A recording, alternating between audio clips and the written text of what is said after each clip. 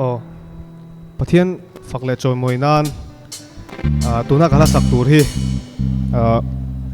headline thleng timayang karon thleng thui kain ti viawa chuwang chuan an sak mol top hi ka hrea hemi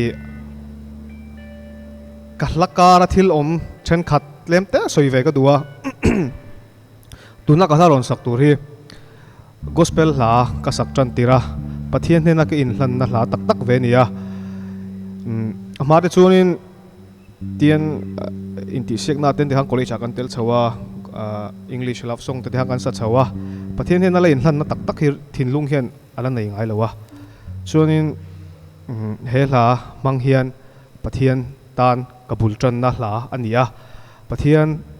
fakle choimoi nan min mang veng che ti la kon sange